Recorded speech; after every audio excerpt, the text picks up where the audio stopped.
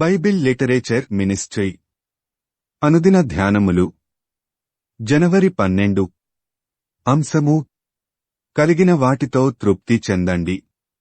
వాక్యము హెబ్రీలకు వ్రాసిన పత్రిక 13వ అధ్యాయం 5వ వచనం. ధనాపేక్షలేనివారే మీకు కలిగిన వాటితో తృప్తి పొందియుండుడి. నిన్ను ఏ మాత్రమును విడువను, నిన్ను ఎన్నడును ఎడబాయను. ప్రభువునందు ప్రియులారా, నేటి వాక్యమును ధ్యానించుకుందాము. ఆరోగ్యమే మహాభాగ్యము అన్న నానుడి మనకు తెలుసు. అయితే మనిషి దేవుడు ఇచ్చిన ఆ మహాభాగ్యాన్ని మహాశాపంగా మార్చుకుంటున్నాడు. ఎలాగంటారా? దేవుడిచ్చిన ఆ ఆరోగ్యాన్ని ఫణంగా పెట్టి ధన సంపాదన కోసం మనిషి పడే ఆరాటం ఆ మనిషిని అనారోగ్యానికి గురిచేస్తుంది. దేవుడు నరులను యథార్థవంతులనుగా పుట్టించెనుగాని వారు వివిధమైన తంత్రములు కల్పించుకొనియున్నారు. ప్రసంగి 7:29.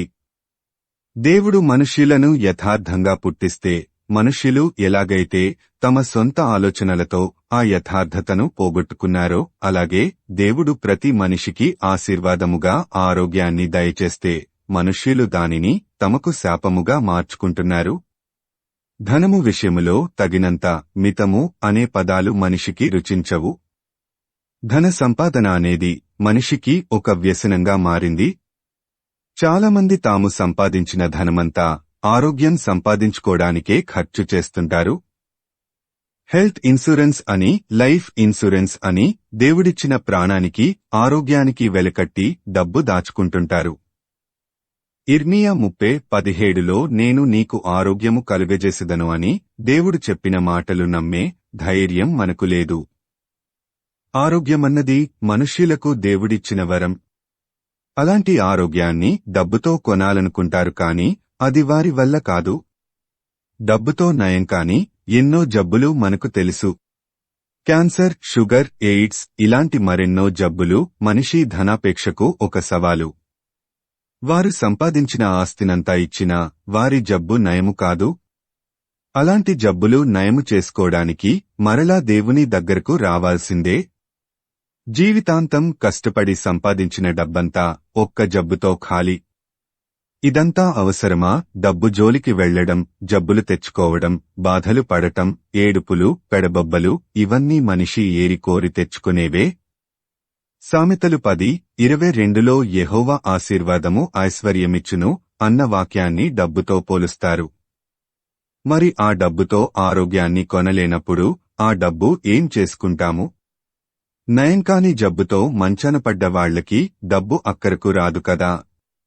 ఆరోగ్యం, తెలివితేటలు ఉన్నప్పుడే కదా ఏమైనా సంపాదించుకోగలము.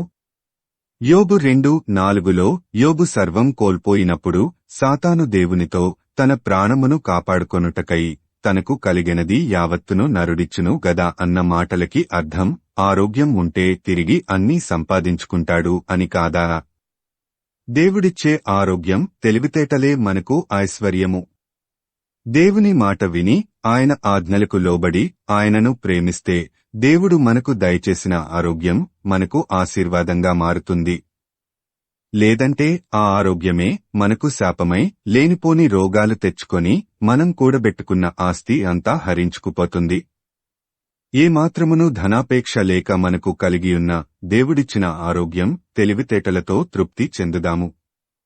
ఈ లోకంలో ధనాపేక్ష లేకుండా దేవుని మీద ఆధారపడి నిన్ను ఏ మాత్రమును విడువను, నిన్ను ఎన్నడును ఎడబాయను అని చెప్పిన దేవుని కాపుదలలో నిశ్చింతగా జీవిద్దాం.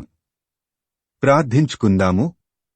ప్రభువా, మేము ఈ లోకంలో జీవించినంతకాలము ధనాపేక్ష లేని వారమై నీవు మాకు ఇచ్చిన గొప్ప వరమైన ఆరోగ్యముతో తృప్తి చెంది నీ కాపుదలలో జీవించే భాగ్యము, కృప దయచేయుమని యేసయ్య నామమున అడుగుతున్నాము తండ్రి.